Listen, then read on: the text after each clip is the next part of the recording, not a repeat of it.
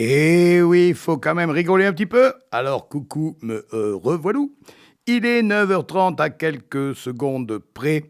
C'est donc l'heure de la chronique déjantée du patou qui rit de tout, ou presque, en direct dans les studios de Radio Libre en Périgord, la radio que l'on adore. Si je vous dis comité Théodule, ça vous parle? En fait, c'est l'expression qu'avait donnée le général de Gaulle pour critiquer des comités sans efficacité. Nicolas Sarkozy et François Hollande en ont supprimé quelques-uns. Mais Michel Barnier, dans son premier discours à l'Assemblée nationale, a décidé de dézinguer la plupart des 300 comités Théodule qui restent. Ces objets juridiques non identifiés qui traitent de tout. Rémunération, débat public, plan, éthique, étoque, substances actives, âge du capitaine, etc. et qui, de fait, ne servent à rien, à part coûter 30 millions d'euros chaque année aux contribuables. Bon, au regard des économies à faire, 30 millions, c'est une goutte d'eau, mais, comme disait Coluche, un petit peu, plus un petit peu, ça fait un gros peu. Ce qu'il faut savoir, c'est qu'à une époque, ces comités étaient le symptôme du manque de courage de notre classe politique. À chaque scandale, à chaque traumatisme public depuis 60 ans, on crée un nouveau comité ou une commission qui ne débouche sur aucune proposition concrète et doublonne avec l'administration en place. Ça ne servait qu'à une chose, faire semblant de faire quelque chose. Quand l'heure est grave, on crée un comité. Quand l'heure est moins grave, on oublie qu'on l'a créé. Et entre-temps, il y a casé les copains, les anciens ministres, dont on ne savait pas quoi faire. Dans la liste, on trouve par exemple la Commission supérieure de codification, ou encore la Commission spéciale de terminologie et de néologie, de la chimie et des matériaux. On aurait pu très bien aussi y trouver par exemple la commission chargée de la sauvegarde de la plantation du soja dans le département de Tarn-et-Meuse. Il paraît même qu'un ancien Premier ministre s'était réuni avec lui-même dans les couloirs de Matignon pour réfléchir à la création d'une commission qui pourrait encadrer les autres commissions. Une sorte de grosse commission, histoire de nous mettre un peu plus dans la mouise.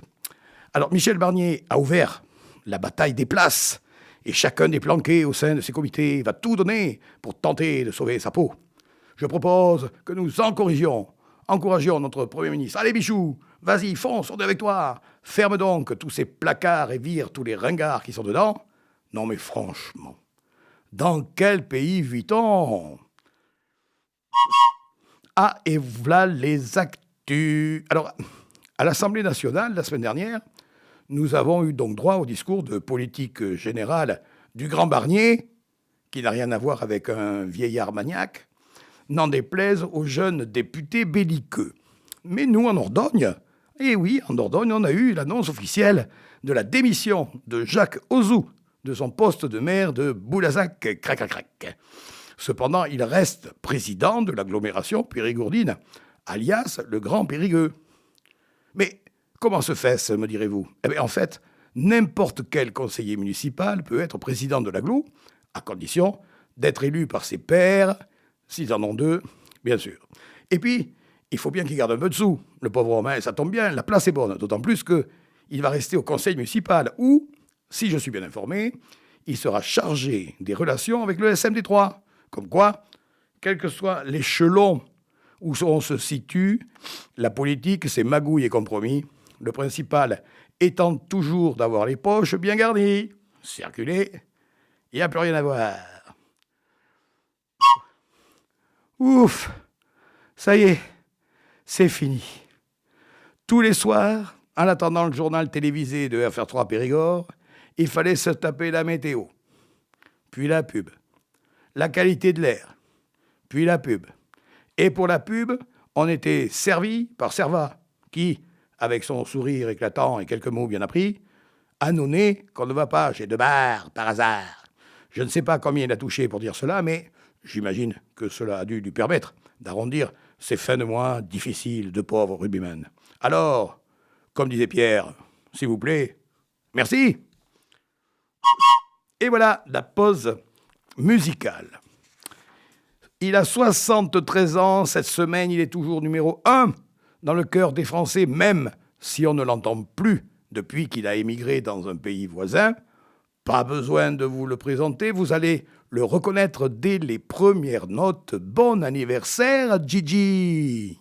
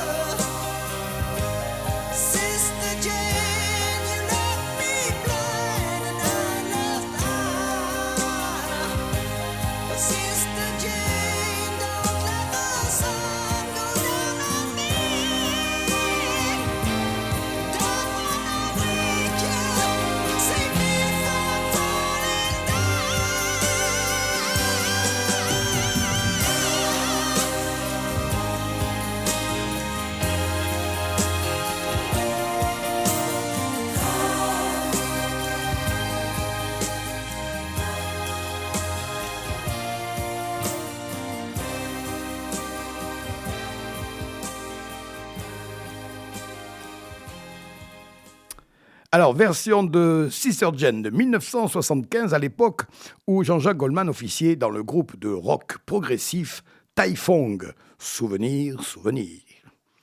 Et sans transition, on passe au moment du contre-P. Alors, on commence par les indices des contre-péteries de la semaine dernière. Souvent, les grossesses s'accompagnent de grosses faims. Il faut inverser le S, E2SES de grossesse avec le 1 de fin. Ces bavardes sont très peu têtues. Il faut inverser le V de bavarde avec le premier T de têtu. Ah, l'Afrique et ses étés torrides. Inversons donc le F de Afrique et le T de été.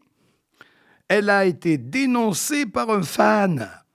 Inversons le premier N de dénoncer avec le F de fan. Et jadis, les rillettes du Mans étaient au foie. Il faut inverser le R de rillette avec le F de foie. Aujourd'hui, c'est l'arrivée du bourru. Alors voici quelques contrepéteries vinesques. On commence par le fameux blanc de Grave. Le fameux blanc de Grave.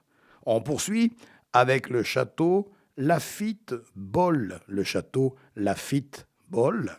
Mais vous pouvez aussi vous contenter d'un simple Anjou, d'un petit vin de Paris,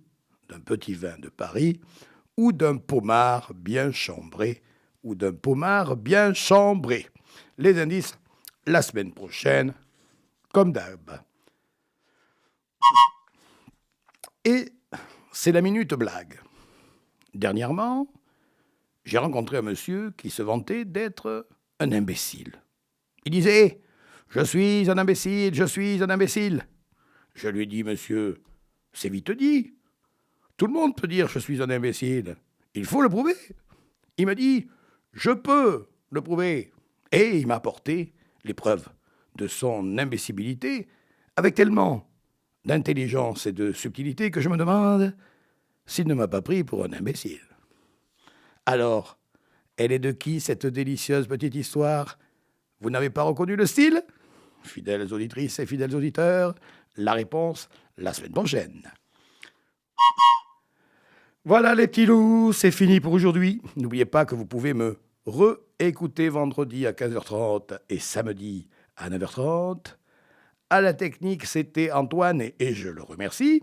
Le week-end prochain, vous pourrez me rencontrer à l'occasion du fameux duo littéraire à Hautefort le samedi 12 et à Coulors le dimanche 13. Petite particularité, cette année, à Hautefort, le salon du livre aura lieu dans le cadre prestigieux du château. J'ai d'ailleurs réservé un lit à baldaquin pour la sieste. Pour les sauces qui connaissent un peu son histoire, nous espérons qu'il y aura des quarts de touristes pour venir nous voir. Alors à bientôt. En attendant, je vous souhaite à toutes et à tous une belle fin de semaine, ensoleillée ou pas. Et je termine avec le petit message habituel. Salut les copains, salut mes poules, arrivez d'air chaud et prenez soin de vous.